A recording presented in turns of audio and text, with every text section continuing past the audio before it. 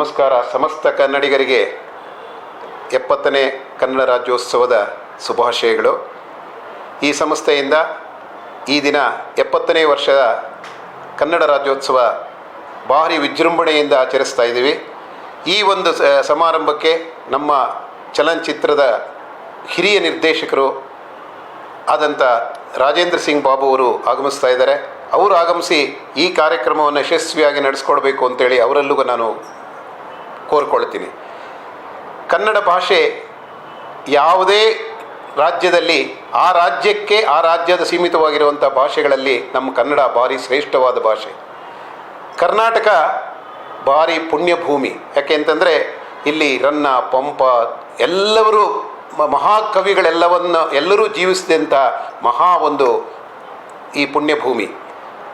ಕನ್ನಡ ರಾಜ್ಯೋತ್ಸವ ಆಚರಿಸೋ ಉದ್ದೇಶ ಏನು ಅಂದರೆ, ಕನ್ನಡ ಅಂದರೆ ಮೊದಲು ಹೇಗೆ ನಾವು ಅಂದರೆ ತಾಯಿಗೆ ಹೇಗೆ ಬೆಲೆ ಕೊಡ್ತೀವೋ ಅದಕ್ಕೆ ತಾಯಿಯ ಭಾಷೆ ಅಂದರೆ ಮಾತೃಭಾಷೆ ಅಂತ ಕರಿತೀವಿ. ಅದು ಕನ್ನಡ ಭಾಷೆ. ಕನ್ನಡ ಭಾಷೆಗೆ ಸಾವಿರಾರು ವರ್ಷಗಳ ಇತಿಹಾಸ ಇದೆ. ಯಾಕೆಂತಂದರೆ ಮೊದಲು ತಾಯಿಯ ಗರ್ಭದಿಂದ ಮಗು ಬಂದ ತಕ್ಷಣ ಮೊದಲನೇ ಉಪಯೋಗಿಸುವಂಥ ಒಂದು ಮುಖ್ಯವಾದ ಈ ಭಾಷೆ ಅಮ್ಮ ಅಂತ ಕರೆಯುತ್ತೆ. ಅದಕ್ಕೆ ಯಾವುದೇ ಅಂದರೆ ತಾಯಿ ಹುಟ್ಟಿದಾಗ ನಾವು ಜನ್ಮ ತಾಳದಾಗಿಂದ ತಾಯಿ ಮೊದಲು ಹೇಳ್ಕೊಡೋದು ಅಮ್ಮ ಅಂತೇಳಿ, ಆಮೇಲೆ ಅಪ್ಪ, ಆಮೇಲೆ ಮಿಕ್ಕದವರು. ಅದಕ್ಕೆ ನಾವು ನಾವು ಮೂರಕ್ಕೆ ಬೆಲೆ ಕೊಡಬೇಕು. ಜನ್ಮ ಕೊಟ್ಟ ತಾಯಿಗೆ, ಮಾತೃಭಾಷೆಗೆ, ಜನ್ಮ ಕೊಟ್ಟ ಭೂಮಿಗೆ. ಇದು ಮಾತೃಭೂಮಿ ಅಂತ ಕರಿತೀವಿ, ಮಾತೃಭಾಷೆ ಅಂತ ಕರಿತೀವಿ, ಮಾತೃ ಅಂತ ಹೇಳಿ ಕರಿತೀವಿ. ಅಂದರೆ ಈ ಮೂರು ಇಲ್ದಿರ ಯಾವ ಮನುಷ್ಯನೂ ಈ ಭೂಲೋಕದಲ್ಲಿ ಹುಟ್ಟಕ್ಕೆ ಸಾಧ್ಯ ಇಲ್ಲ. ಜೀವನ ಬಂದ ತಕ್ಷಣ ನಾವು ಮೊದಲು ಕಲಿಯೋದೇ ನಮ್ಮ ಭಾಷೆ. ಯಾರು ಮಕ್ಕಳು ಹುಟ್ಟಿದ ತಕ್ಷಣ ಮಮ್ಮಿ ಅಂತ ಯಾರು ಇದುವರೆಗೆ ಇನ್ನೂ ಹೇಳಿಲ್ಲ. ಕನ್ನಡದಲ್ಲಿ ಅಮ್ಮ ಅಂತಲೇ ಕರೆಯುತ್ತೆ. ಅಂದರೆ ಅಷ್ಟು ಸುಲಭವಾದ ಭಾಷೆ ಅಂದರೆ ಕನ್ನಡ.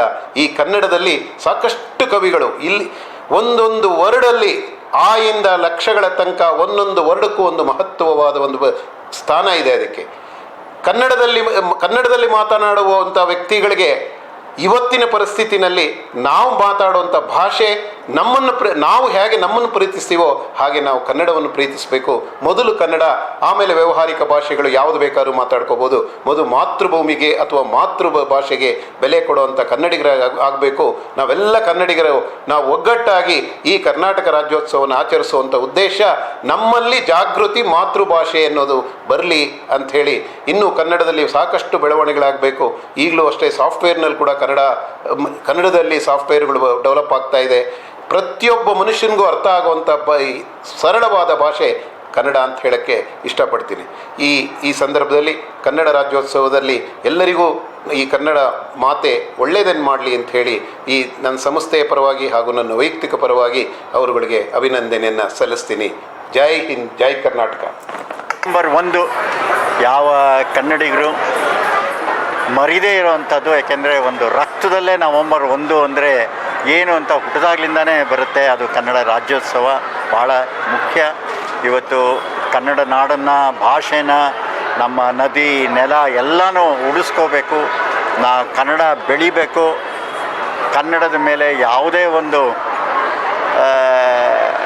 ದೌರ್ಜನ್ಯ ಆಗಲಿ, ನಮ್ಮ ಮೇಲೆ ಆಕ್ರಮಣ ಆಗಲಿ, ಆ ಥರ ಇದ್ದಾಗ ನಾವು ಕನ್ನಡಿಗರೆಲ್ಲ ಒಂದಾಗಬೇಕಾಗುತ್ತೆ. ಬರೀ ನವಂಬರ್ 1ಕ್ಕೆ ಮಾಡಿದ್ರೆ ಆಗೋದಿಲ್ಲ. ಪ್ರತಿ ದಿವಸ ನಾವು ಕನ್ನಡನ ಮಂತ್ರ ಥರ ದೇವ್ರನ್ನೇ ಪೂಜೆ ಮಾಡ್ತೀವೋ ಹಾಗೆ ಕನ್ನಡನ ಪೂಜೆ ಮಾಡಬೇಕು. ಇವತ್ತು ಈ ವಾಸವಿ ಸ್ಕೂಲಲ್ಲಿ ನನ್ನ ಕರೆದು ಈ ಒಂದು ರೀತಿಯ ಸಮಾರಂಭ ಮತ್ತು ವಿದ್ಯಾರ್ಥಿಗಳನ್ನ ಮತ್ತು ಬೋಧಕರನ್ನ ಇವ್ರನ್ನೆಲ್ಲ ಭೇಟಿ ಮಾಡಿದ್ದು ಭಾಳ ಸಂತೋಷ. ಒಂದು ಅತ್ಯುತ್ತಮವಾದ ಶಾಲೆ, ಕಾಲೇಜು ಇವೆಲ್ಲ ಭಾಳ ಮುಖ್ಯ ಆಗುತ್ತೆ. ಇಲ್ಲಿ ನೋಡಿದ್ರೆ ಪ್ರತಿಯೊಬ್ಬ ವಿದ್ಯಾರ್ಥಿಯು ಭಾಳ ಹುಮ್ಮಸ್ಸಿನಿಂದ ಇದ್ದಾರೆ. ಅಂದರೆ ಇಲ್ಲಿಯ ಶಿಕ್ಷಕರು ಮತ್ತು ಆಡಳಿತ ವರ್ಗ ಸ್ಕೂಲ್ನ ಭಾಳ ಚೆನ್ನಾಗಿ ನಡೆಸ್ಕೊಂಡು ಬಂದಿದ್ದಾರೆ. ಪ್ರತಿಯೊಂದು ವಿಭಾಗದಲ್ಲೂ ಸ್ಪೋರ್ಟ್ಸ್ ಆಗ್ಬೋದು, ಸಾಂಸ್ಕೃತಿಕ ಕಾರ್ಯಕ್ರಮ ಆಗಿರ್ಬೋದು, ಎಲ್ಲದರಲ್ಲೂ ಅವ್ರಿಗೆಲ್ಲ ಒಂದು ಉತ್ತೇಜನ ಕೊಡುವಂಥ ಬಹುಮಾನಗಳನ್ನು ಕೊಟ್ಟಿದ್ದಾರೆ.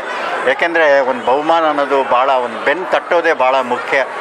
ಇವತ್ತು ಇಂಡಿಯಾ ದೇಶದ ವನಿತೆಯರು ಅಂದರೆ ಹೆಣ್ಮಕ್ಳು ವರ್ಲ್ಡ್ ಕಪ್ ಗೆದ್ಕೊಂಡ್ಬಂದರು ಅಂದರೆ ಈ ಥರ ಸ್ಕೂಲಿಂದನೇ ಬಂದಿರೋರು. ಪ್ರತಿಯೊಂದು ಸ್ಕೂಲಿಂದನೂ ಯಾರು ಯಾವಾಗ ಏನಾಗ್ತಾರೆ ಗೊತ್ತಾಗಲ್ಲ. ಆದರೆ ಒಂದು ಬೇಸಿಕ್ ಫೌಂಡೇಶನ್ ಅನ್ನೋ ಒಂದು ಎಜುಕೇಷನ್ ಇದೆಯಲ್ಲ, ಅದು ಸ್ಕೂಲ್ ಭಾಳ ಮುಖ್ಯ ಆಗುತ್ತೆ. ಆ ಥರ ಇಲ್ಲಿ ವಾಸವಿ ಇದರಲ್ಲಿ ಮಕ್ಕಳಿಗೆ ಭಾಳ ಒಂದು ಒಳ್ಳೆಯ ನಿಟ್ಟಿನಲ್ಲಿ ಅವರಿಗೆ ತರಬೇತಿ ಕೊಡ್ತಾ ಇದ್ದಾರೆ. ಈ ಒಂದು ಇವತ್ತಿನ ಒಂದು ಶಿಕ್ಷಣ ಸಂಸ್ಥೆಯಲ್ಲಿ ಇಂಗ್ಲೀಷ್ಗೆ ಹೆಚ್ಚಿನ ಆದ್ಯತೆ ಕೊಡ್ತಾರೆ, ಕನ್ನಡದ ಒಂದು ಪಠ್ಯಕ್ರಮ ಮಾಡೋದು ಅಲ್ಲ. ಅದೀಗ ಅದ್ರ ಬಗ್ಗೆ ಅದ್ರ ಬಗ್ಗೆ ಚರ್ಚೆ ನಡೀತಾ ಇದೆ. ತ್ರಿಭಾಷಾ ಸೂತ್ರ ಅನ್ನೋದನ್ನು ಕೂಡ ನಮ್ಮ ಮುಖ್ಯಮಂತ್ರಿಗಳು ಹೇಳಿದ್ದಾರೆ. ಫಸ್ಟ್ ಕನ್ನಡ, ಮಿಕ್ಕಿದ್ದೆಲ್ಲ ಆಮೇಲೆ. ಯಾಕೆಂದರೆ ಈಗ ಮನೆಯಲ್ಲಿ ಸ್ಟಾರ್ಟ್ ಆಗೋದೇ ಕನ್ನಡ. ಈಗ ಭಾಷಣದಲ್ಲಿ ಹೇಳಿದ್ರು ಅಮ್ಮ ಆ ಅಮ್ಮ ಅನ್ನೋ ಭಾಷೆ ಇರುವ ಪದ ನೀವು ಜೀವನ ಸಾಯೋವರೆಗೂ ನಿಮ್ಮ ಚಿತೆ ಸುಡ್ತಾ ಇದ್ರೋದು ಅಮ್ಮ ಬಿಟ್ಟೋಗಲ್ಲ ನಿಮ್ಮನ್ನು, ಅಂಥ ಒಂದು ಭಾಷೆ. ಆದ್ದರಿಂದ ಮೊದಲು ಕನ್ನಡ, ಮಿಕ್ಕಿದ್ದೆಲ್ಲ ಆಮೇಲೆ.